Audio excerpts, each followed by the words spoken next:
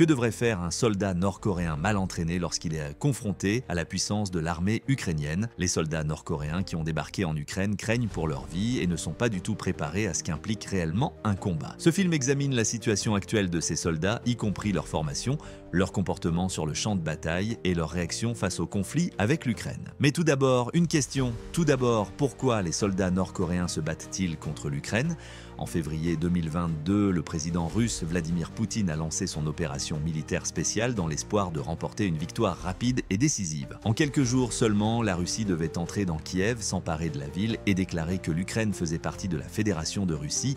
Cela devait être une continuation de la prise de contrôle réussie de la Crimée par Poutine en 2014. La seule chose qui a mal tourné, c'est l'opération militaire secrète. L'Ukraine a répliqué, et durement. Elle a également réussi à transformer une invasion qui aurait dû être rapide en une guerre d'usure qui a duré près de 3 ans avec l'aide de nombreux alliés militaires en Occident. La Russie a subi de lourdes pertes dans ce conflit. Selon l'Ukraine, 729 000 soldats russes ont été tués ou blessés jusqu'à présent et la Russie a également subi d'énormes pertes en termes d'équipement. Il n'y a pas plus de 20 000 systèmes d'artillerie. La Russie a perdu près de 19 000 véhicules blindés et plus de 9 000 chars. L'intervention de Poutine s'est révélée être un énorme fardeau pour la Russie et pour ceux-là même à qui il a demandé de l'aide pour gagner sa guerre mal planifiée. C'est là que la Corée du Nord entre en jeu. Poutine et le président nord-coréen Kim Jong-un se sont rencontrés le 19 juin 2024 à Pyongyang pour discuter de questions de stratégie militaire. Les deux pays sont sortis de leur entretien avec un accord de coopération dans le domaine de la défense qui les engage à se soutenir militairement en cas d'attaque. Ce soutien devait se faire par tous les moyens nécessaires, de sorte que la Corée du Nord pourrait transférer des troupes et des armes en Russie si jamais elle était attaquée sur son propre sol. Le timing de l'accord était parfait. 2 mois seulement après sa création, l'Ukraine envahissait l'oblast russe de Koursk. Poutine disposait ainsi de toutes les justifications dont il avait besoin pour demander des soldats à ses nouveaux alliés de défense.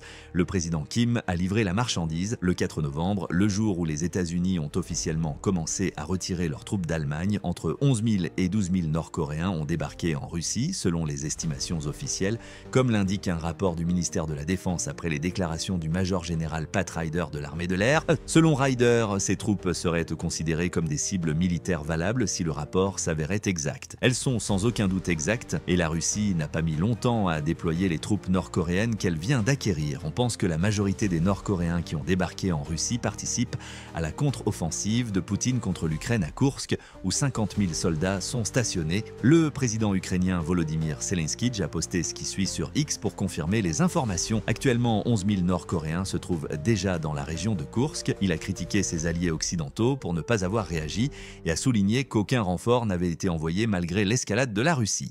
L'intention de Poutine est évidente dans tout cela. Il veut que les Nord-Coréens récupèrent les terres qui lui ont été volées par l'Ukraine. Le problème de la Russie est que les troupes nord-coréennes ne sont pas à la hauteur de la situation. Elles ne demandent pas mieux que de fuir l'Ukraine car elles ont peur de ce qui les attend à Kaoursk. Les premiers signes indiquaient l'échec de l'ambitieux projet de Poutine de déployer des soldats nord-coréens. Il devrait intégrer dans son armée des soldats d'un autre pays qui ne comprennent même pas le russe pour renforcer ses troupes à Koursk. Des vidéos ont fait leur apparition. Une vidéo publiée par CNN semblait montrer des soldats nord-coréens arrivant dans une installation militaire russe pour récupérer de l'équipement et des uniformes et se préparer à un entraînement supplémentaire. Bien que des dizaines de Nord-Coréens aient fait la queue pour recevoir leur équipement, la vidéo suivante aurait inquiété Poutine. Ces nouveaux soldats ne parlaient pas un mot de russe. Une vidéo montrant les forces armées russes donnant une formation de guerre de base à leurs nouveaux alliés nord-coréens a été publiée par Stuff le 13 novembre. On y voit les officiers russes apprendre aux hommes nord-coréens à poser des mines terrestres. Il n'y a qu'un seul problème, lorsqu'il s'avère que les soldats nord-coréens ne sont pas sûrs de leur devoir, l'entraînement est interrompu. L'un des Nord-Coréens finit par montrer une feuille de papier pour demander à son instructeur comment prononcer un mot et la séance se transforme en un cours de russe improvisé. Le soldat nord-coréen Sla bégaye en essayant de prononcer le mot russe à voix basse. Avant la fin du clip, l'entraîneur lui répond « Slabobé ». Le petit film, qui dure à peine 20 secondes, montre à quel point il est difficile pour les soldats nord-coréens de travailler avec leurs nouveaux alliés russes. Ils n'ont manifestement pas appris le russe et, dans le contexte de ce déminage, ne pas connaître le mot russe pour doux pourrait s'avérer catastrophique. Le film met également en évidence les problèmes qui, selon NBC News, se poseraient à l'armée nord-coréenne le 16 novembre. L'inexpérience et les barrières linguistiques constitueraient des problèmes. Pire encore, cette combinaison pourrait nuire aux chances de l'armée russe de conclure efficacement des opérations pendant la coopération avec ses nouvelles troupes. L'ancien agent de renseignement américain pour la Corée du Nord, Sidney Saylor, a expliqué le problème dans une interview avec CNN.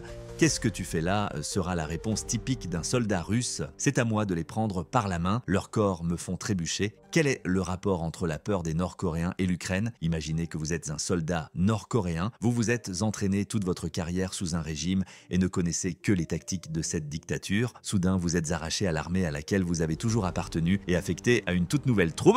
Vous avez moins d'un mois pour vous former avant d'être envoyé sur le front pour combattre des Ukrainiens aguerris qui savent exactement comment vous tuer. De plus, on ne vous a pas appris à utiliser les armes de la nouvelle armée et vous ne parlez pas la langue. Aussi amusant que cela puisse être de voir des Nord-Coréens trébucher sur des mines terrestres et apprendre le russe, de tels échecs de communication seront typiques de la contre-offensive de Poutine à Koursk. En outre, ils révéleront le véritable objectif des troupes nord-coréennes, à savoir servir de chair à canon pour absorber les munitions ukrainiennes, ce qui augmentera la probabilité que les troupes russes s'emparent de Koursk. Tout soldat nord-coréen trouverait cela terrible. Chaque soldat se rendra compte qu'il est mal préparé et qu'il n'est pas du tout prêt pour le travail qui l'attend, ce qui devrait servir d'avertissement à Poutine que ces nouvelles recrues n'accompliront pas les tâches qu'il leur demande. Un autre indice est quelque chose qui montre à quel point les soldats nord-coréens sont en sécurité dans leur propre nation, et non pas qu'ils ont peur de l'Ukraine. Ces Nord-Coréens, si tant est qu'ils aient eu Internet, sont maintenant en Russie et ont accès à une version beaucoup moins limitée que chez eux. Ils en profitent au maximum. Le 7 novembre, des informations ont émergé selon lesquelles de nombreux Nord-Coréens à Koursk, qui se préparaient à attaquer l'Ukraine,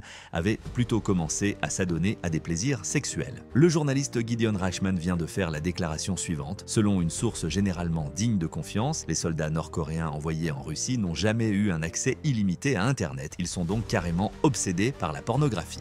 Une vidéo d'un soldat nord-coréen faisant presque la même chose est apparue quelques jours plus tard sur les médias sociaux. Dans la vidéo, on voit le soldat regarder quelque chose sur son téléphone portable alors qu'il est allongé dans son lit avec un sourire rusé. Le soldat se tourne ensuite sur le ventre et montre qu'il regarde des vidéos de femmes qui dansent. Immédiatement, il se tourne sur le dos et tente de dissimuler son téléphone portable dès qu'il se rend compte qu'une autre personne se trouve dans la pièce. Au moment de la rédaction de ce script, les images n'étaient pas encore confirmées, mais elles semblent confirmer les affirmations de Reichman selon lesquelles les soldats nord-coréens profitent d'une liberté nouvellement acquise à laquelle ils ne se seraient probablement jamais attendus. Mais là encore, la question est claire. La peur de l'Ukraine a-t-elle quelque chose à voir avec cela? Cela prouve à quel point la vie de ces troupes nord-coréennes était sûre jusqu'à présent. Bien sûr, il est étrange qu'elles soient protégées alors que les soldats utilisent leur téléphone portable pour regarder des vidéos de poussins qui dansent. Mais ces vidéos indiquent également des troupes qui n'ont jamais vu le monde extérieur. Elles n'ont jamais connu de combat. Si quelqu'un a essayé de les tuer, ils ne se sont jamais défendus activement. Ils ne sont pas du tout préparés à un vrai combat parce que leur mode de vie protégé les pousse à regarder des vidéos d'adultes sur leur smartphone.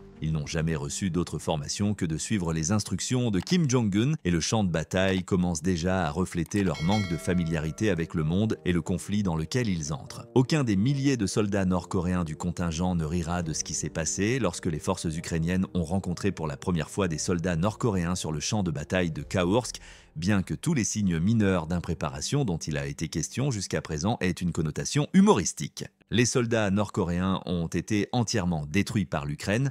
Les détails du premier conflit connu entre l'Ukraine et son nouvel adversaire nord-coréen sur le front de Koursk ont été communiqués à Business Insider le 8 novembre par un fonctionnaire ukrainien.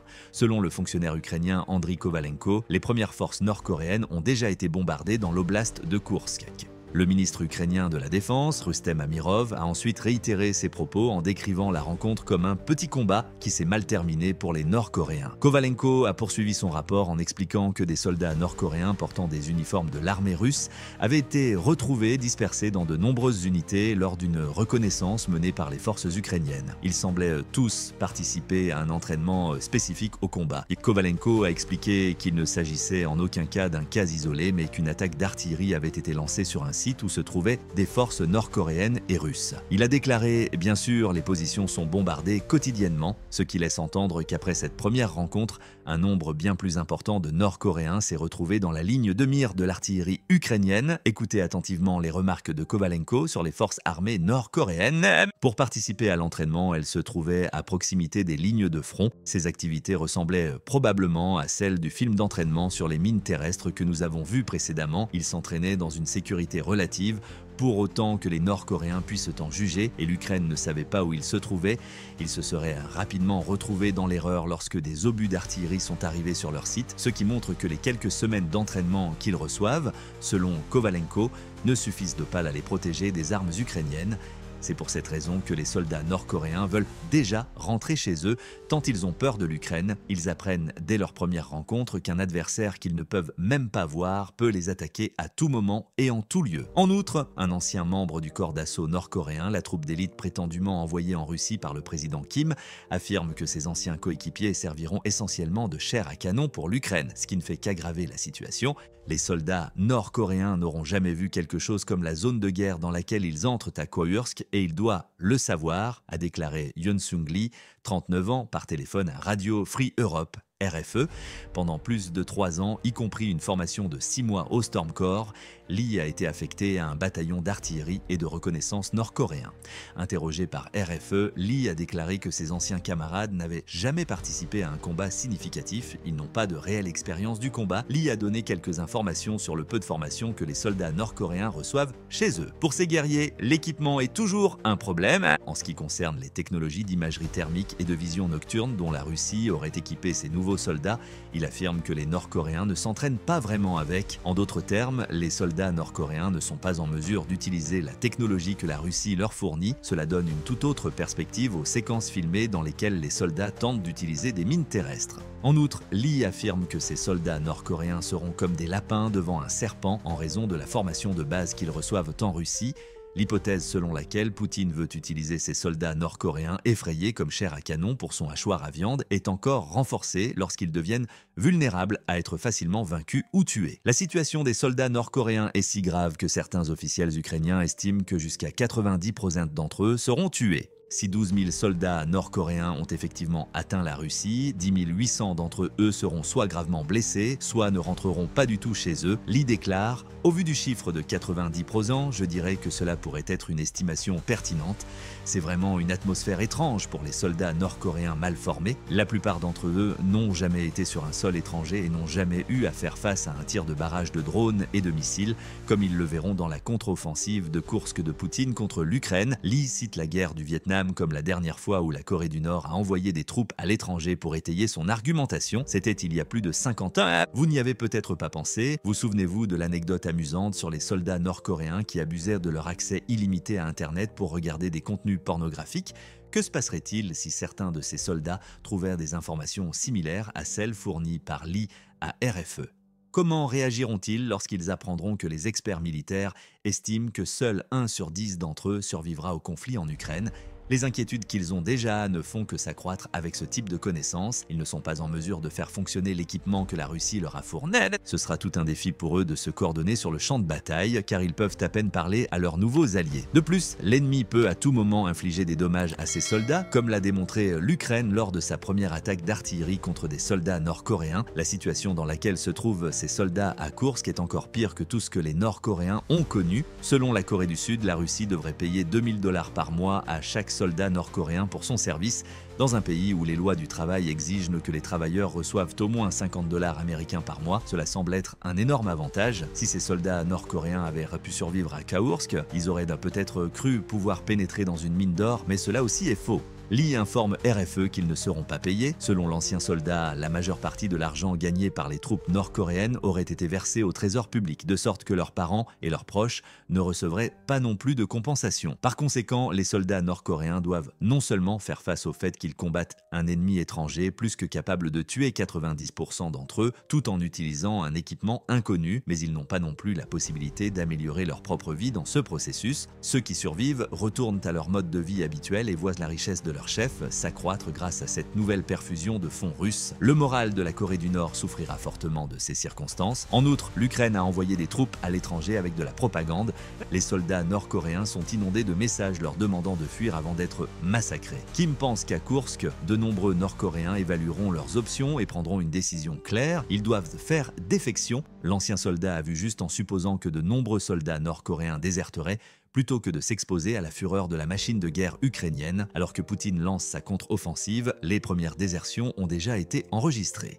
Selon un rapport de Sir Spilner publié en octobre dans le Kyiv Independent, 18 soldats nord-coréens pourraient avoir fui leur poste dans les oblasts de Kursk et de Bryansk. On ne sait pas pourquoi les soldats ont déserté, mais ils auraient été stationnés à moins de 4 miles de la frontière ukrainienne. D'après les entretiens que nous avons eus jusqu'à présent, nous pouvons conclure que la décision de chaque soldat a été motivée par une panique pure et simple. Selon le Kyiv Independent, les commandants russes ont tenté de dissimuler les désertions à leurs supérieurs, ce qui laisse penser que Poutine et Kim trouveraient la nouvelle particulièrement embarrassante. L'organisation d'information sud-coréenne Hankura a fourni des informations supplémentaires dans un article publié le 22 octobre. Selon ce rapport, les soldats nord-coréens ont été abandonnés dans la jungle pendant des jours sans nourriture ni direction de la part de leurs supérieurs russes. Ils ont couru dans l'espoir de survivre au bord de la famine et confrontés à la possibilité de se battre contre l'Ukraine. De plus, selon le rapport, les soldats nord-coréens ont été arrêtés quelques jours après leur désertion, après s'être éloignés de plus de 37 km de leur position initiale. Nous ne savons pas ce qu'il est advenu d'eux après leur capture. Un article de Business Insider du 24 octobre pourrait toutefois fournir quelques indices. Il y est affirmé que tous les Nord-Coréens déportés en Russie sont sévèrement punis en cas de tentative d'évasion, selon Joseph S. Bermudez Jr., un analyste de la défense nord-coréenne travaillant pour le Center for International and Strategic Studies. La Corée du Nord contrôle déjà strictement ses troupes. Cela inclut une surveillance permanente par des employés du groupe de travail sur la Corée qui rendent compte de chaque individu au parti au pouvoir à l'intérieur du pays. Boivent-ils trop d'alcool ? Essayent-ils d'envoyer chez eux des produits qu'ils ne peuvent pas obtenir en Corée du Nord ? Selon Bermudez, les fonctionnaires seront attentifs à toutes ces choses. En outre, les déserteurs risquent des peines encore plus sévères. Bruce W. Bennett, un spécialiste de la Corée du Nord à la RAND, affirme que la Corée du Nord s'en tient à la théorie de la punition générationnelle. Il est rare que la nation autorise ses diplomates et autres professionnels à se rendre à l'étranger avec toute leur famille. L'insistance des Kim pour qu'au moins un membre de chaque famille travaillant à l'étranger reste prisonnier à Pyongyang est tout à fait courante. Imaginez ce que cela signifie pour les Nord-Coréens qui se trouvent actuellement en Russie.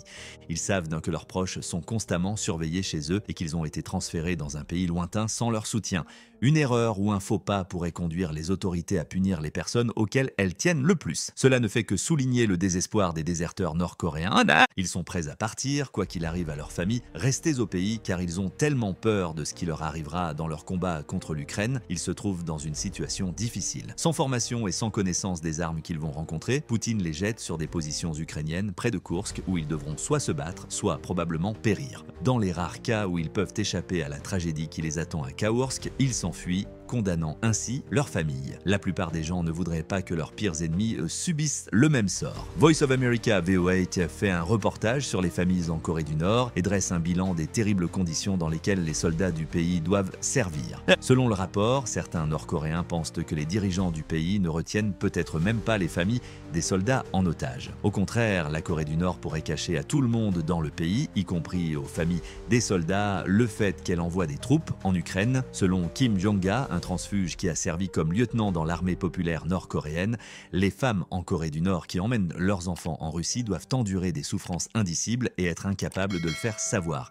Il n'y a pas de barrières insonorisées entre les habitations, de sorte qu'elles ne peuvent même pas se plaindre aussi fort qu'on le fait chez soi. La peur grandit chez les militaires nord-coréens. Beaucoup ne savent même pas si leurs familles ont été informées de leur localisation. Sachant qu'ils ne seront pas payés, ils tenteront de se battre à Koursk. Pour éviter de déserter, ils auront constamment peur que les membres de leur famille aient été enlevés. Ou, si VOA a raison, ils resteront éveillés la nuit en sachant qu'il n'y a personne pour les défendre chez eux et que leurs proches ne savent même pas où ils sont allés. Comment cela peut-il être possible? Tout membre de la famille qui montre le moindre signe de désespoir est sévèrement puni par les autorités. La peur que leur inspire l'idée d'un conflit n'est que renforcée par cette souffrance et cette angoisse persistante. Ces hommes n'ont aucune expérience du combat, sont mal formés et ont déjà vu certains de leurs camarades tués par l'artillerie ukrainienne. La situation de ces troupes ne va pas s'améliorer.